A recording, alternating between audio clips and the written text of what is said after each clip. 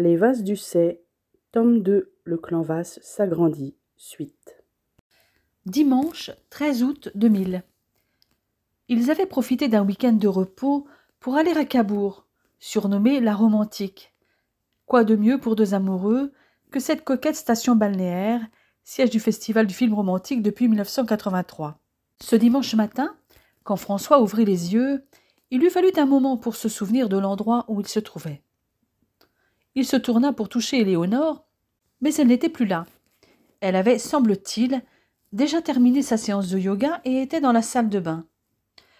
Au moment où il allait s'habiller, il songea que ça pouvait attendre, et ce fut entièrement nu qu'il se dirigea vers sa compagne. Elle lui sourit, jeta un coup d'œil à son organe. Il n'en fallut pas plus pour que son sexe commence à grossir.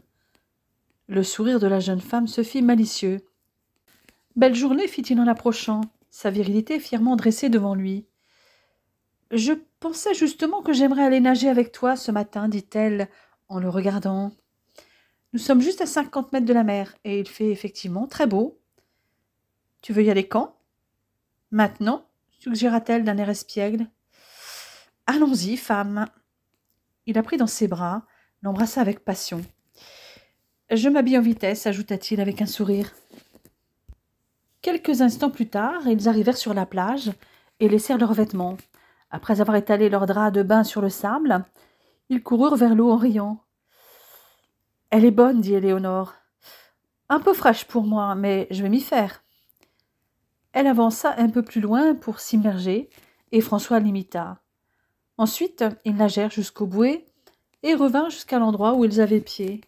« C'est bon aussi de te toucher, dit-il, et peut-être de te goûter. » Il la prit dans ses bras, la souleva et la porta jusque sur leurs serviettes. « En cette période de vacances, nous sommes débordés de boulot. Nous avons bossé comme des dingues toute la semaine. Aujourd'hui, nous avons le temps, reprit-il, baissant vers elle ses yeux d'un bleu étonnant. Si on retournait dans la chambre? Ils se levèrent d'un seul bond, se rhabillèrent à toute vitesse malgré leurs maillots mouillés et remontèrent vers l'hôtel en courant. François la renversa sur le lit. Il se pencha pour l'embrasser lentement, tendrement, se pressant contre elle, sentant sa peau rafraîchie par l'eau et la chaleur sous-jacente de son corps. Il lui grignota l'oreille, la gorge, emprisonna un sein, saisit le mamelon. C'était ce qu'il voulait, ce qu'elle voulait. Il prenait son temps, titillant un téton, mordillant l'autre, et se sentit bientôt dur et gonflé de sang. Les caresses de François suscitaient en Éléonore des sensations qui traversaient tout son corps, comme un éclair. Il suivit de la paume le léger renflement du ventre, conscient du bébé qui était en train d'y croître, descendit vers le mont pubien. Éléonore se tendit vers lui et il débusqua le petit bourgeon. Les ondes de sensation devinrent plus intenses. Il se redressa, se plaça entre ses cuisses, écarta les plis roses, puis il ferma les yeux et laissa sa langue trouver le goût de son Éléonore, la seule femme qu'il désirait. Immobile, elle le laissait explorer, s'insinuer dans les endroits chauds. Il dénicha de nouveau le bourgeon, se mit à l'agacer de sa langue, le frottant, le suçant. Éléonore gémit, l'esprit dans cet autre lieu où François savait la transporter. Elle colla son bas-ventre contre sa bouche quand il accéléra, et les plaintes qui lui échappaient se firent plus aiguës. Il se sentait durcir encore et mourait d'envie de la pénétrer, mais d'abord, il voulait lui faire atteindre le sommet. La vague qui était prête à la submerger ne cessait de se rapprocher, et soudain, elle déferla, explosant en gerbes de plaisir. Éléonore voulut le sentir en elle. Elle l'attira contre elle, l'aida à s'introduire, attendit la première délicieuse poussée. Il se retira et plongea de nouveau, l'emplissant toute. François sentait les replis chauds le presser chaque fois qu'il s'enfonçait profondément. Ils allaient si bien ensemble. C'était elle, sa femme, celle qui pouvait l'accueillir totalement. Il sortait presque entièrement, la pénétrait de nouveau, et chaque fois elle le sentait plus fort, le bruit de sa respiration montant en même temps que les sensations qui la traversaient. Les pulsations s'intensifièrent jusqu'à l'éclatement, et François se libéra au moment où Éléonore atteignait le point culminant. Il poursuivit son mouvement 2 ou 3 fois, puis se laissa aller sur elle. Elle ne voulait plus qu'il bougeât. Elle aimait le sentir sur elle, savourer le plaisir, se détendre elle aussi. Ils retournèrent se baigner, puis ils s'allongèrent sur leur drap de bain pour profiter du soleil. Soudain, elle se figea, porta sa main à son ventre à peine bombé. « Qu'y a-t-il » s'inquiéta son compagnon. « Je viens de sentir le bébé bouger.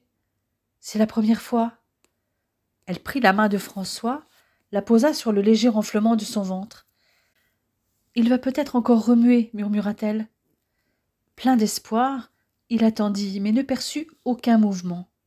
« Je ne sens rien, dit-il. » Au même moment, quelque chose frémit sous sa main, une onde à peine perceptible.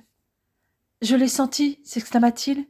J'ai senti le bébé. » Il était submergé par l'émotion, riant et pleurant à la fois. « Il bougera davantage plus tard. N'est-ce pas merveilleux? Qu'est-ce que tu voudrais? Un garçon ou une fille ?» lui demanda Éléonore. « Peu importe. Je veux juste que le bébé soit en bonne santé et que tu accouches sans problème. Toi, tu voudrais quoi? » « Je crois que j'aimerais avoir une fille, mais un garçon me rendrait tout aussi heureuse, » répondit-elle. « C'est sans importance. Je veux juste un bébé, ton bébé. » Ils restèrent un long moment à essayer de percevoir les légers mouvements. Puis ils remontèrent dans leur chambre pour récupérer leurs affaires et la libérer pour 11 heures. Ils ne reprendraient la route que vers 15 heures. En attendant l'heure du déjeuner, ils parcoururent les 3,6 km de la promenade Marcel Proust, à quelques mètres au-dessus de la plage et bordée de villas Belle Époque. Main dans la main, ils profitèrent du magnifique point de vue sur les collines de la côte fleurie à l'est et sur la côte de Nacre à l'ouest. Et comme le temps était magnifique et parfaitement dégagé, ils voyaient également le Havre et sa côte d'Albâtre en face. La température montait régulièrement depuis le début de la matinée, atteignant les 23 degrés à midi, au moment où ils entrèrent dans le restaurant qu'ils avaient repéré. « Ton idée de venir à Cabourg et d'y passer la nuit était géniale, mon amour. J'adore cette ville.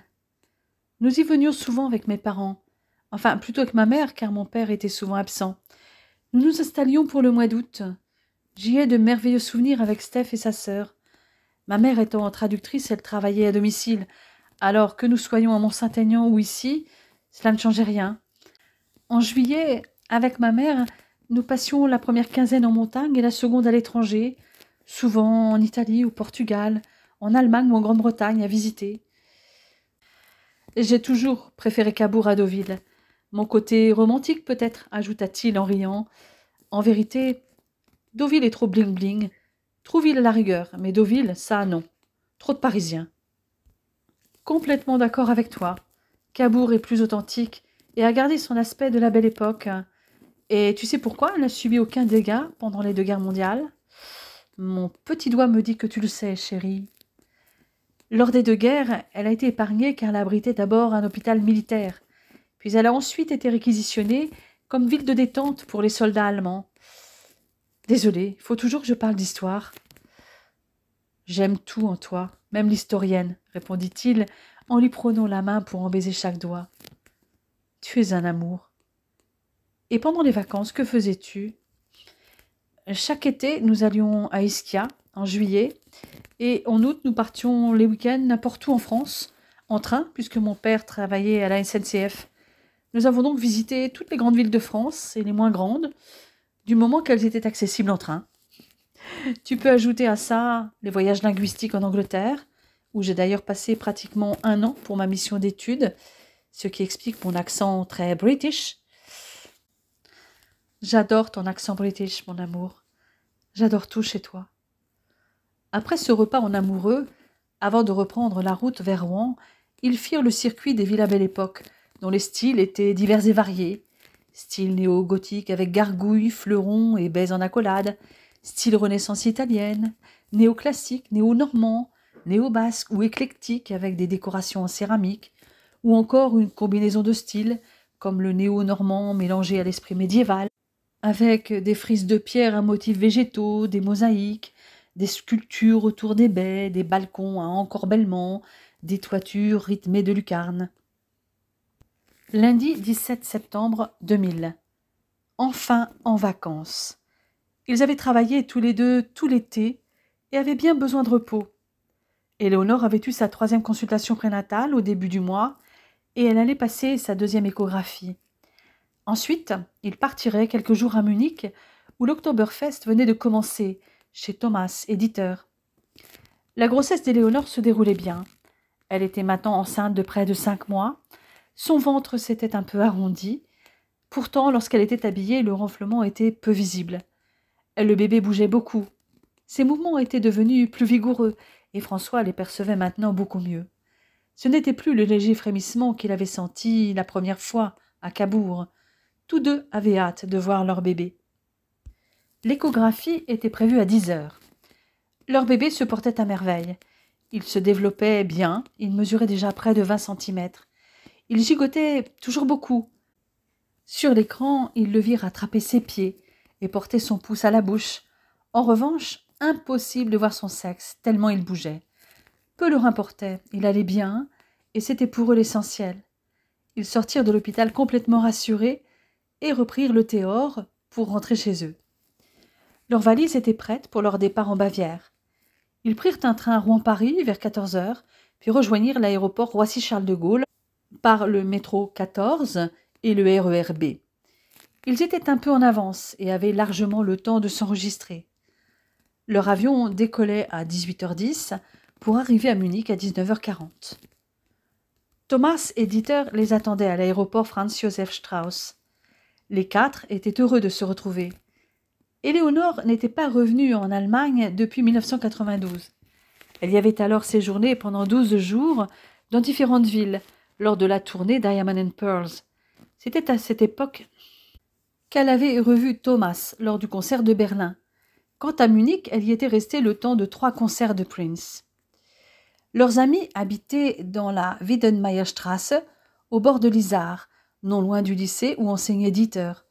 Une rue où avait vécu Rainer Maria Rilke, leur dit le professeur de français et d'italien, dans un des plus beaux quartiers de Munich. J'ai hérité cet appartement de mes grands-parents. Je n'aurais jamais pu me l'acheter avec mon salaire de professeur de langue, ni même le louer, leur dit Dieter. L'avantage, c'est qu'il est à proximité du centre historique. Et vous avez l'Englische Garten, le plus grand parc de Munich, juste derrière. Éléonore, afin que tu ne sois pas la seule femme, j'ai invité ma sœur à se joindre à nous ce soir, dit Thomas. Cela te fera l'occasion de la connaître. Et vous aurez un sujet de conversation tout trouvé. Elle est professeure de danse contemporaine à la Tanzprojekt. Une famille de danseurs, dit Éléonore. Mais dis-moi, toi, où enseignes-tu exactement? Je ne te l'ai pas demandé.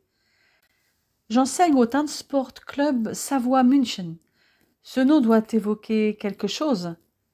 Oui, il y a une école de danse Savoie depuis des années à Rouen. Ces 2 écoles enseignent quasiment la même chose, mais n'ont rien à voir entre elles. Nous, c'est Savoie sans E. À cet instant, la sonnette de la porte retentit. Ce doit être Claudia, dit Thomas. Il revint avec une jeune femme, une ravissante rousse aux yeux noisettes, avec un faux air de Julia Roberts. Thomas fit les présentations. Claudia, je te présente Éléonore, dont tu as souvent entendu parler, et François, son mari. Éléonore se leva, lui tendit la main, puis se ravisa. Nous pouvons peut-être nous faire la bise, sauf si ça te dérange. Non, ça ne me dérange pas, répondit Claudia, qui, dans la foulée, embrassa aussi François. Ils prirent un verre tous ensemble avant de partager la bonne brote, un repas froid composé de différentes sortes de pain, de charcuterie, de salade, de fromage et de confiture où chacun se servait comme il voulait. Claudia s'intégra rapidement au quatuor, habitué à passer des soirées ensemble à Ischia. « Tu sais que François et moi, nous continuons de danser ensemble, dit Éléonore en s'adressant à Thomas. « Je vois qu'elle t'a contaminé, dit Thomas à François avec un grand sourire. « À moins que tu ne le fasses que pour lui faire plaisir. Je commence à te connaître maintenant et tu ferais n'importe quoi pour elle. »« C'est vrai, mais j'aime vraiment danser, surtout avec elle. » Et en effet, François venait une fois par semaine au studio pour les danses de salon. Il ne pouvait venir plus avec son travail à l'hôpital. Les visites dans l'unité de soins, les consultations, les cours aux étudiants et les gardes lui laissaient peu de temps. Il lui semblait important de partager cette activité avec elle. Il venait généralement en dehors des heures de cours et bénéficiait principalement des cours d'Éléonore, avec de temps en temps les conseils de Steph. Les rares fois où il était venu pendant un cours de Steph, il avait fait les démonstrations avec sa femme. Il ferait tellement n'importe quoi pour moi qu'il m'a même fait danser sur la place Saint-Marc. « Tu plaisantes » répondit Thomas. « Non, nous avons des preuves. J'ai les photos sur CD-ROM. Si ça vous intéresse, je peux vous les montrer. Je pense que tu as un ordi portable. » « Oui, pas de problème, même un vidéoprojecteur si tu veux. »« Encore mieux. J'ai même les photos du mariage. » Elle raconta les filatures d'Alan Wilson et les très nombreux clichés qu'il avait réalisés et qu'il allait inclure dans un livre sur Venise. Dieter et Thomas installèrent le vidéoprojecteur et Éléonore leur passa les CD-ROM. Ils commencèrent par les photos et vidéos du mariage. Si Claudia reconnaissait le quatuor sur les photos, elle se fit présenter les autres personnes. Elle identifia facilement les frères de François, car il y avait beaucoup de ressemblances entre les 4 frères. François les lui présenta plus précisément. « Je suis l'aîné des 4. Ici, tu as Laurent, qui va avoir 30 ans, qui a rencontré lors de notre mariage Gabriella, juste à côté de lui, une amie de ma cousine Laura, là, à côté de Gabriella. Toutes les deux habitent Rome. »« En tout cas, ils vont très bien ensemble, constata Claudia. »« Je pense qu'ils vont finir par vivre ensemble. Mais où ? Entre la France et l'Italie, je l'ignore. Ici, tu as David, 28 ans, et juste à côté, Lindsay, sa fiancée écossaise. Alors, lui, c'est sûr, il va se marier certainement l'année prochaine en Écosse, où il va vivre. Il y est déjà plus souvent qu'en France, depuis un bon moment. Eh bien, dis donc, c'est cosmopolite dans votre famille. Tu sais, ma mère est italienne et mon père français, donc ça a commencé avec eux. Pour l'instant, je suis le seul à avoir épousé une Française. Mais il en reste un qui est encore célibataire, l'artiste de la famille, Louis, 24 ans. Pile mon âge, dit Claudia. En plus, il est plutôt mignon. Je dois avouer que je craque pour les bruns aux yeux bleus. Les siens sont plutôt bleu-gris. Et si toi tu aimes les bruns aux yeux bleus, Claudia, lui, il a un faible pour les danseuses, dit Éléonore. Ah bon ? Répondit Claudia, songeuse. Ils continuèrent à faire défiler les photos et les vidéos du mariage. À chaque fois que Louis apparaissait, la jeune Allemande était plus attentive. En tout cas, vous étiez magnifiques tous les deux. Et toi, Éléonore, quelle danseuse. Ta chorégraphie sur You and I est tout simplement sublime, dit Claudia. Défilèrent ensuite les photos d'Alan Wilson. Ces photos sont vraiment magnifiques, dit Thomas. Et vous deux dansant sur la place Saint-Marc, la nuit tombée, c'est juste splendide. On ne sait plus si c'est vous qui mettez Venise en valeur ou l'inverse, dit Dieter. Je penche pour la première réponse. Les photos dans l'eau sont sympas aussi. Vous répétiez le portrait de Dirty Dancing, demanda Thomas. Oui, et nous l'avons réussi plusieurs fois, la preuve. Mais sur la place Saint-Marc, sur les pavés, nous avons préféré éviter. D'autant que j'étais déjà enceinte de près de 2 mois. « Parce que tu es enceinte ?» dit Thomas, étonné. « Oui, j'ai passé ma 2e échographie ce matin. Je suis enceinte de 4 mois et demi. »« C'est génial, mais tu l'as mis où ? Parce que vraiment, on ne voit rien. »« Je t'assure qu'il est bien là, dit François, et il bouge beaucoup. » Les échanges se prolongèrent tard dans la soirée. Éléonore donna le signal du coucher en commençant à s'assoupir, la tête sur l'épaule de François. Mercredi 19 septembre 2000. Pendant 2 jours, ils organisèrent leur visite de la ville comme bon leur semblait, puisque leurs amis travaillaient. En revanche, ils seraient ensemble les 3 derniers après-midi de la semaine et tout le week-end. La veille, ils étaient allés jusqu'à Marienplatz, à une dizaine de minutes à pied de l'appartement de leurs amis. Ils avaient pris la commerçante Sendlingerstrasse pour voir l'Asamkirche, la cathédrale emblématique de Munich, un chef-d'œuvre de l'architecture baroque au style incroyablement rococo. De là, ils avaient poussé jusqu'à Sendlingertor pour y admirer la porte avec ses 2 tours de flanquement et son entrée en arc, point de départ pour aller en Italie au XIVe siècle. Ils étaient revenus vers le Viktualienmarkt, le marché aux victuailles, décoré de nombreuses fontaines. Nulle part ailleurs à Munich, on ne pouvait trouver une plus grande variété d'aliments frais et des friandises. C'était ensuite, au son des instruments à vent et à cuivre, qu'ils étaient allés se restaurer dans un haut lieu de culture populaire allemande, la Hofbräuhaus am Platzl, là même où Hitler avait commencé son ascension en donnant des meetings dans une des salles du fond. Toute la journée y était servie en continu de la cuisine bavaroise et bien entendu les fameuses chopes de bière d'1 litre, les Mass. Le tout dans une ambiance conviviale de taverne traditionnelle. Après leur déjeuner, ils avaient prévu d'aller à la résidence, le palais des ducs, princes, électeurs et rois de Bavière, mais aussi le plus grand palais de ville du pays et un des musées de palais les plus importants d'Europe. Une fois la visite de ce beau palais terminée, ils étaient allés prendre un grand bol d'air dans l'Englischer Garten, un des plus grands jardins paysagers du monde, plus grand même que Central Park, et tout proche de l'appartement. Ils étaient passés à côté de la Chinesischer Turm, copie de la grande pagode du jardin botanique de Kew Gardens à Londres, elle-même une copie d'une pagode en porcelaine dans un jardin d'un empereur chinois. Mais ils ne s'y étaient pas arrêtés, pas plus que dans son Biergarten.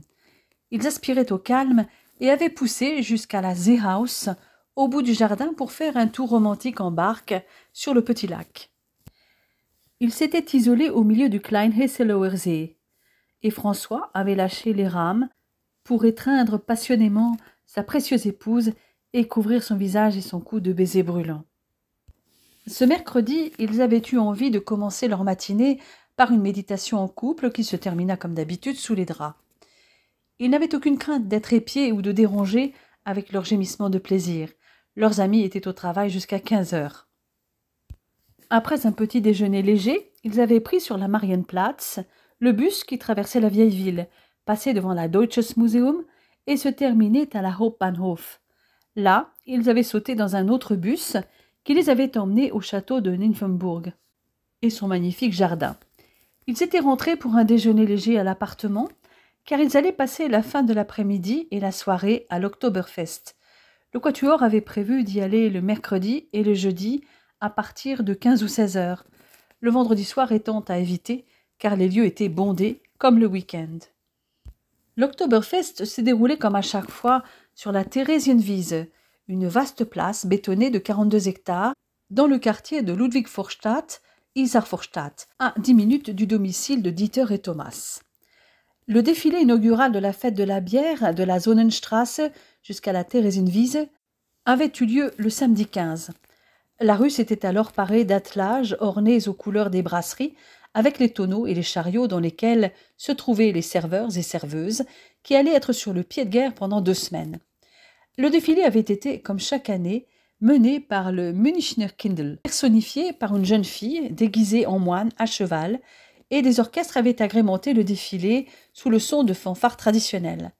À midi pile, le maire de Munich avait ouvert le premier tonneau de bière au maillet dans la tente à bière Schottenhamel, conformément à la tradition, avant de proclamer « Otsaptis », c'est-à-dire « elle est tirée en bavarois ».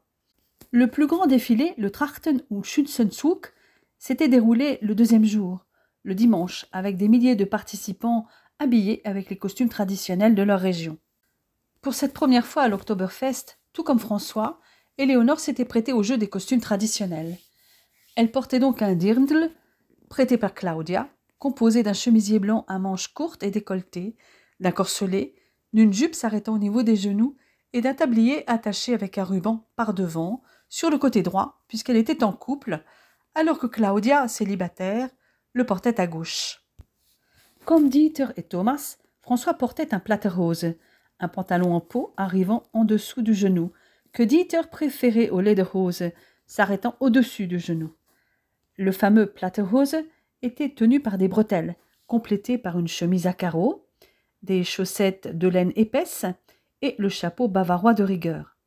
Celui du jeune médecin était en cuir de chèvre, dont les bretelles étaient attachées par des boutons de Stackhorn, et il le portait avec une chemise à carreaux rouges, un Trachtenjanker ou veste traditionnelle, des chaussettes de Trachten écrues et les chaussures traditionnelles. Comme Thomas, il avait fait l'impasse sur le gilet, mais avait sacrifié au chapeau de feutre garni d'une plume de coq.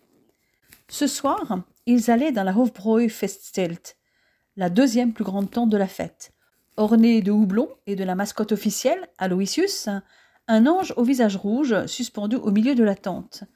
Ils firent un tour pour voir les douzaines d'attractions familiales ou foraines, les plus grandes et spectaculaires du monde. Mais ils préféraient des attractions plus classiques, comme la mythique Grande Roue ou les chaises volantes. Dans cette fête foraine géante en marge des tentes à bière, il y avait aussi des spectacles de magie, des jeux de force, dont le célèbre bras de fer, et des dizaines de boutiques pour y acquérir 1001 souvenirs. En dehors des tentes, il y avait plusieurs lieux de restauration, où étaient notamment servis des bretzels géants au milieu d'autres spécialités allemandes, des saucisses, évidemment, mais aussi le pain de viande bavarois, le Leberkäse. À l'Hofbräu-Festzelt, l'ambiance était très différente de l'Hofbräuhaus am Platzel, où Éléonore et François avaient déjeuné la veille. Dans la tente, elle était beaucoup moins traditionnelle et plus fougueuse, à cause du grand nombre de touristes internationaux. Seule la façade rappelait la Hofbräuhaus am Platzel. Les 5 firent sensation en arrivant dans la Hofbräu-Festzelt. « Tu sais que tu es vraiment ravissante là-dedans » murmura François à l'oreille d'Éléonore. « Et toi, tu es très sexy, mon amour. »« Ne te moque pas de moi, s'il te plaît, dit-il d'un air mi-rieur, mi-boudeur. Mais je ne me moque pas. Regarde autour de toi, toutes ces nanas qui te dévorent des yeux. Et tu n'as pas vu tous les mâles qui te lorgnent? Enfin, qui vous lorgne toutes les deux, toi et Claudia? Heureusement que le ruban de ton tablier indique que tu es à moi. Si toutefois ils connaissent tous le code, vu qu'il y a beaucoup d'étrangers. Serais-tu jaloux? Autant que toi, je présume, lui répondit-il en l'embrassant dans le cou. Alors, la réponse est oui, mais je n'en veux pas à toutes ces filles. Tu es tellement irrésistible. Je t'aime, ajouta-t-elle en lui déposant un baiser sur les lèvres. Il est vrai qu'Éléonore était superbe dans sa tenue au décolleté pigeonnant, dans les tons vieux roses, tandis que Claudia était en bleu. Elle avait tressé ses épais cheveux blonds en une seule tresse épie sur le côté et portait une couronne de fleurs assortie à sa tenue. Toutes deux avaient revêtu une veste traditionnelle assortie à leur costume.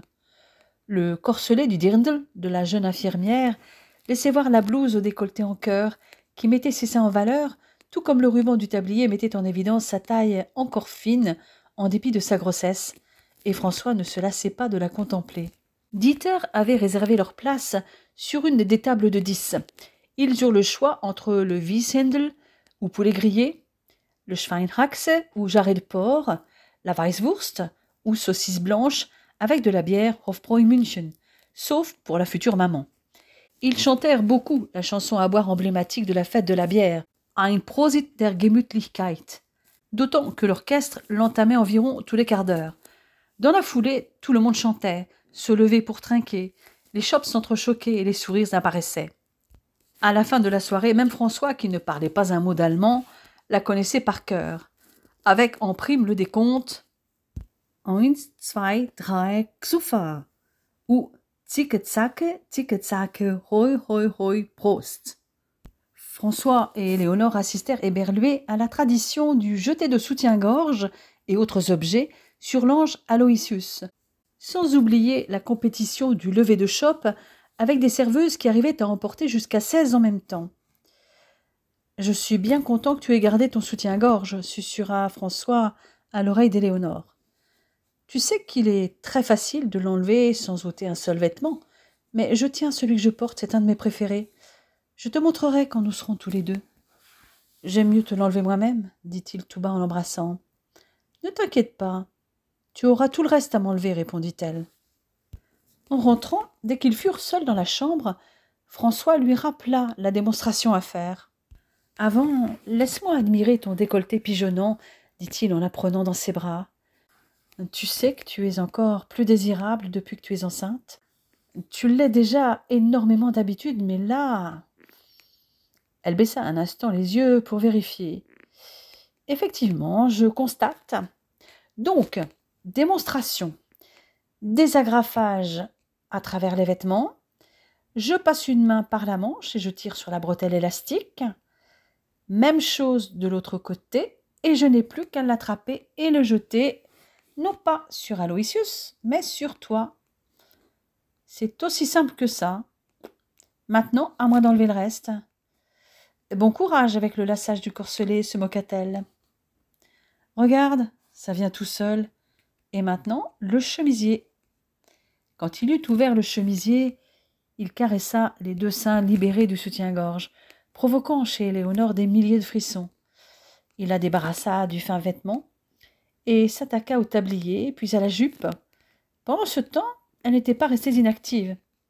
Elle avait descendu les bretelles et déboutonné la chemise à carreaux dont elle le délesta. Leurs caresses mutuelles déclenchaient chez l'un et l'autre des décharges de plaisir. Bientôt, seule, la culotte brésilienne d'Éléonore n'était pas encore au sol. Elle rejoignit bientôt le reste. François la renversa sur le lit et lui écarta les jambes pour retrouver le goût qu'il aimait, celui d'Éléonore. Il n'était pas sûr de résister longtemps, mais il aimait lui procurer du plaisir avant d'entrer en elle, le plus profondément possible. Ils avaient toute la nuit pour s'aimer encore et encore, quitte à chambouler le programme du lendemain matin. Jeudi 20 septembre 2000. Comme la veille, ils prirent le bus sur la Marienplatz pour aller au parc olympique. Éléonore avait emmené de quoi pique-niquer dans le parc après une promenade en amoureux. Avant de retourner vers le centre-ville, ils avaient fait l'ascension de la tour olympique jusqu'à la terrasse d'observation qui surplombe la ville de 185 mètres. La vue, à 360 degrés sur l'Olympia Park, sur Munich et les Alpes, y était époustouflante. Ce jeudi soir, ils se rendaient dans une grande tente de la Uitwiesen, un deuxième festival séparé avec 3 grandes tentes additionnelles dans la partie sud de la Theresienwiese. Les 3 hommes séduisants et leurs 2 magnifiques jeunes femmes furent très remarqués encore une fois en arrivant dans leur tenue traditionnelle dans la Festzelt-Tradition, une grande tente qui offrait de la musique traditionnelle et une piste de danse. « Vous allez voir, c'est la tente sans doute la plus bavaroise de toutes, leur dit Dieter, le seul bavarois du groupe. Des groupes folkloriques y montrent des danses traditionnelles et même du Gosselschneusen. »« Qu'est-ce que c'est » demanda François. « Des claquements de fouet. »« Ça m'a l'air complètement différent de la tente d'hier, constata Éléonore. Oui, comme dans toute la Uitwiesen, la Festzelt-Tradition est parfaite pour les familles, avec une ambiance plus calme, plus décontractée. Et pour toi, Éléonore, comme tu ne peux pas boire de bière, il y a une fontaine à limonade, qui normalement est prévue pour les enfants. Les chopes aussi ont l'air différentes, dit François. Bien vu, ici la bière est servie dans des chopes en pierre.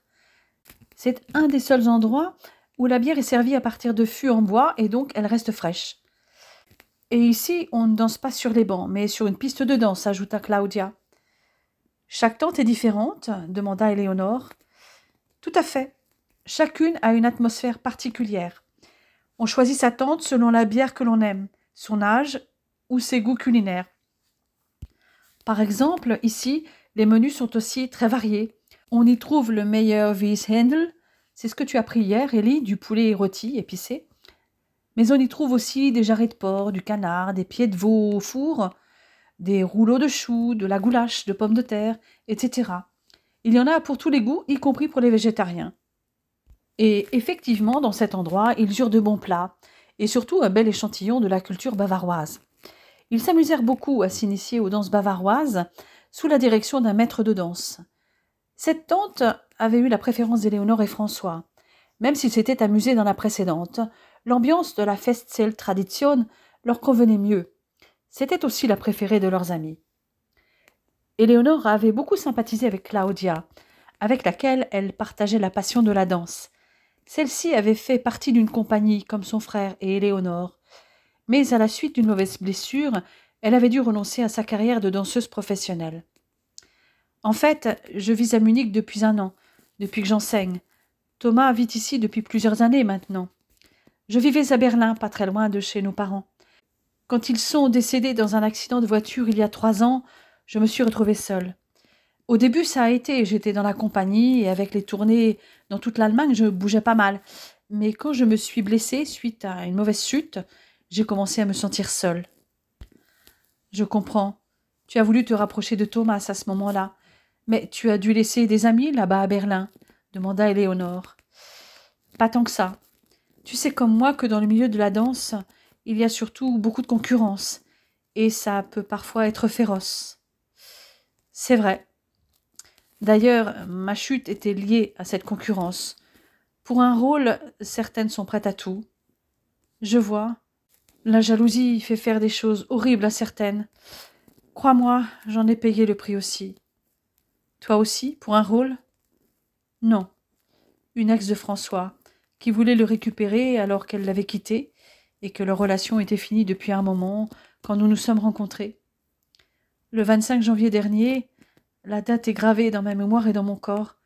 Elle m'a poussée dans un escalier. Mon Dieu, elle aurait pu te tuer. Elle ne m'a pas tuée, mais elle a tué le bébé que je portais. J'étais enceinte de 4 mois et demi. François et moi avons eu du mal à surmonter cette épreuve. François en a peut-être plus souffert que moi encore, car il se sentait coupable, à tort, parce que c'était son ex. C'est atroce. Ça a été difficile, mais nous avons surmonté cette épreuve grâce à notre amour et à la danse. Elles avaient cette discussion en aparté alors que les hommes discutaient entre eux. Elles abandonnèrent rapidement le sujet des chutes, épineux pour elles deux, pour des thèmes plus gais. Les fêtes de fin d'année allaient approcher à grands pas. Pour une fois, contrairement à l'habitude, Éléonore ne travaillerait à aucune des deux fêtes, puisqu'elle serait en congé maternité. En entendant parler de congé maternité, François s'était rapproché. Éléonore en profita pour nicher sa tête dans son cou, puis se redressa presque aussitôt. Elle planta son regard vert dans les yeux de son mari. « Si nous proposions à Thomas, Dieter et Claudia de venir au moment des fêtes de fin d'année, qu'est-ce que tu en penses ? S'ils le peuvent et s'ils sont d'accord, c'est une bonne idée. De toute façon, toi tu ne pourras plus voyager, répondit-il. Mais peut-être ont-ils déjà des projets ? Éléonore fit sa proposition, ni une ni deux. Les 3 Allemands ne réfléchirent pas longtemps avant d'accepter. « Il faudra juste me dire quand et combien de temps vous pouvez rester en fonction de votre travail. Et toi, Dieter, peut-être que ta famille a l'habitude de passer une partie des fêtes avec toi. Tu sais, Éléonore, ma seule famille depuis quelques années, c'est Thomas et Claudia. Ma mère est décédée et mon père n'a jamais accepté mon homosexualité. Je suis désolée. Ne le sois pas, c'est comme ça. Et puis, petit à petit, nous nous construisons une nouvelle famille avec les amis. Mon petit beau-frère adoré, il va falloir que tu m'apprennes le français, dit Claudia à Dieter. Pourquoi cette envie subite ? Tu n'en as jamais eu besoin jusqu'alors, quand tu allais en vacances dans le Midi ou en Corse ? Éléonore parle anglais couramment et se débrouille bien en allemand. François et ses frères parlent tous anglais, répliqua-t-il en la taquinant. Disons que maintenant j'en ai envie. Éléonore fit un clin d'œil à François en entendant cette répartie de Claudia. Lundi 24 septembre 2000. C'était leur dernier jour en Bavière. Les jours précédents avaient été bien remplis. Le vendredi matin, ils avaient pris le bus pour faire une surprise à Thomas dans son école de danse. Il était en plein cours quand ils étaient arrivés. Il faisait répéter la valse à ses élèves. Après les avoir présentés, il profita de la présence d'Éléonore pour faire une démonstration. Il leur avait ensuite demandé à tous deux de danser sur Ti amo. Les amoureux s'exécutèrent avec joie sur cette chorégraphie qui était l'une de leurs préférées. Le cours suivant était un cours de tango. Ils terminèrent le cours avec In the Closet, qu'elle avait retravaillé avec François, que Thomas félicita pour ses progrès. L'après-midi, ils s'étaient retrouvés tous ensemble dans le centre de Munich. Thomas et Dieter voulaient leur montrer leurs endroits préférés. Ils avaient fini en discothèque après avoir dîné au café Glockenspiel, une institution pour les Munichois, au 5e étage d'un immeuble qui fait face à la Marienplatz. La vue sur l'hôtel de ville et le carillon y était imprenable. Le samedi, leurs amis avaient voulu les emmener visiter les châteaux de Neuschwanstein et de Lindenhof. Éléonore y était venue lors des 3 jours de concert de Prince à Munich. Mais elle les avait redécouverts avec bonheur. François était toujours étonné de ses connaissances en histoire. Il avait découvert cette autre passion de sa femme dès les premiers temps de leur relation. Au retour, ils avaient pris l'A95 pour voir le lac de Starnberg, le 2e plus grand lac de Bavière, où s'était noyé le roi Louis II. Leur halte les avait amenés à Possenhofen, un district de Pöcking, surtout connu pour le fameux château de Sissi, désormais propriété de particuliers, avec son époustouflant panorama sur les Alpes. En se baladant au bord du lac, Éléonore avait désigné à François l'île aux Roses, accessible en ferry, où le roi aurait souvent rencontré sa cousine, l'impératrice d'Autriche, et elle lui avait montré de l'autre côté du lac la silhouette du château de Berg, où Louis II avait été assigné à résidence après sa destitution pour folie la veille de sa mort. L'infirmière, passionnée de montagne, avait dévoré le paysage des yeux, blotti dans les bras de son François. Le couple n'avait pas raté le concert à la Bavaria, qui avait lieu le 2e dimanche de l'Oktoberfest. Tous les orchestres festifs des tentes s'étaient rassemblés à 11 heures pour s'y produire. Plus de 300 musiciens avaient joué devant des milliers de spectateurs de la musique de marche traditionnelle et des chansons populaires, et avaient clos le concert par l'hymne bavarois. Les taverniers utilisaient cet événement pour rendre hommage à des personnes qui avaient rendu un service exceptionnel à l'Oktoberfest. L'après-midi, ils s'étaient promenés dans l'Englischer avant une soirée au calme avec un dîner français préparé par Éléonore.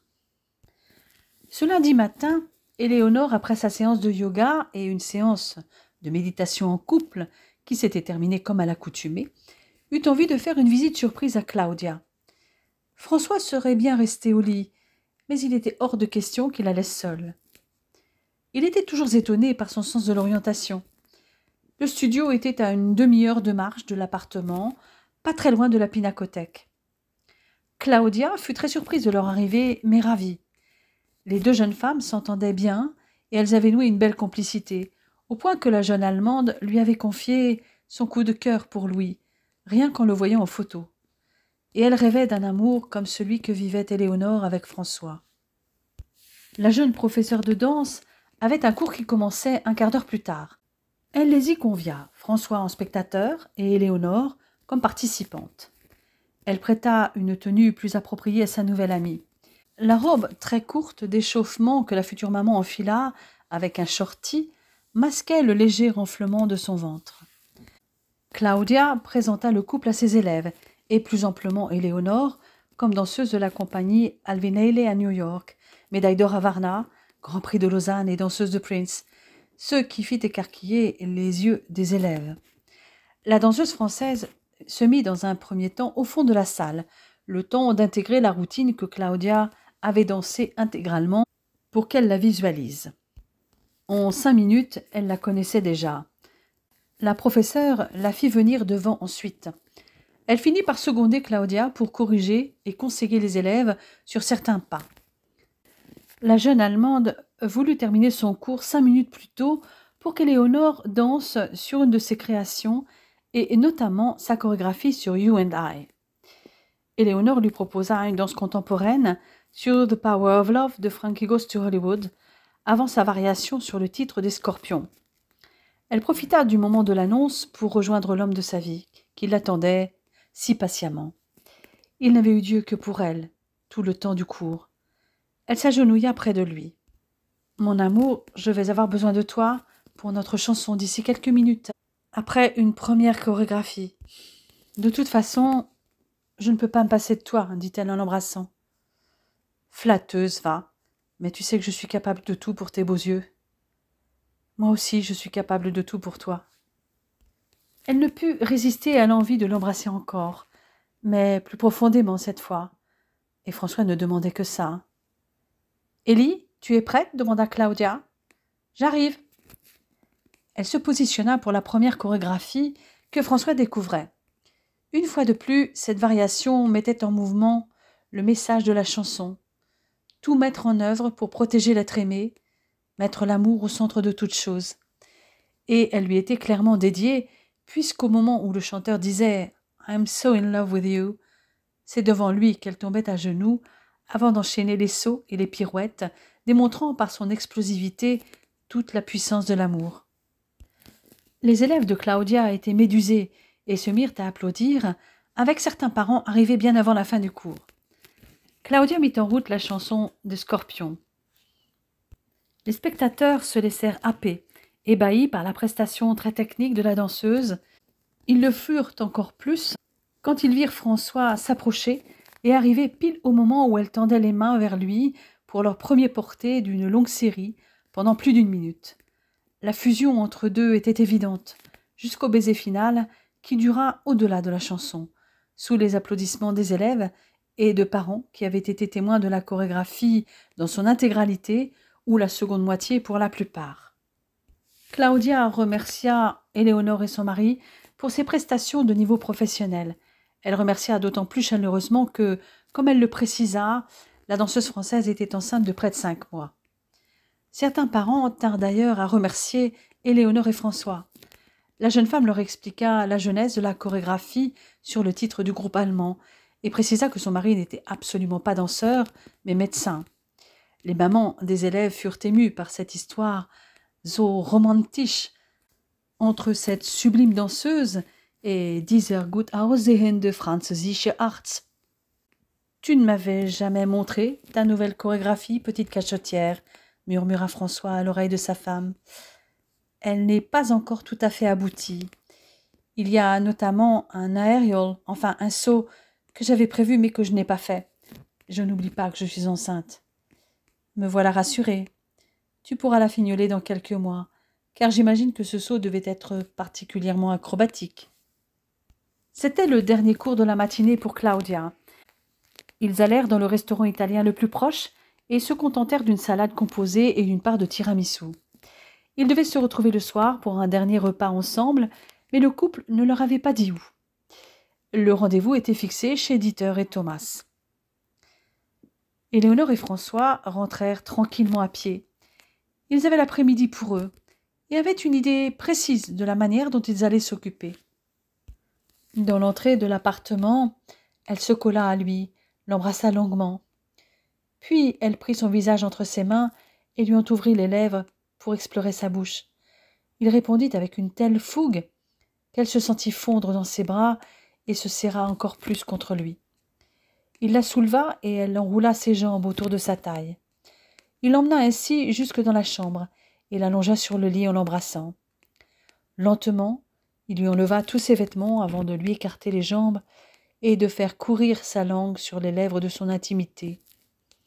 Surprise, elle frissonna, emportée par les ondes brûlantes qui parcouraient son ventre. François commença à lécher et aspirer son bouton érigé. Son excitation grandissait avec celle d'Éléonore, et son membre se tendait. Combien de temps allait-il encore tenir? Il se concentra sur elle. Sa langue l'excitait, la pénétrait, s'en délectait. Il aimait tant lui donner du plaisir qu'il ne pouvait plus s'arrêter. La vague grandissait en Éléonore. Une chaleur intense envahissait son ventre, et elle gémit puis étouffa un cri, quand la jouissance atteignit presque son paroxysme. Elle attira François en se cambrant pour qu'il la pénètre, et une vague puissante déferla en elle. Le jeune médecin sentit la chaleur de son intimité, et s'y enfonça d'un grand coup. Son membre était si tendu qu'il ne savait pas s'il pouvait encore attendre. Elle s'arc-bouta pour qu'il entre au plus profond d'elle. Il se retira, savourant le délicieux frottement le long de son membre, puis le replongea, en voyant dans ses reins des ondes de plaisir foudroyantes. Soudain il ne put résister davantage et entra en elle encore plus profondément. Ils furent emportés ensemble dans le plaisir, gémissant. Après quelques derniers coups de rein, il se laissa tomber et tous deux, essoufflés, récupérèrent de ce déchaînement des sens qui venait de les emporter.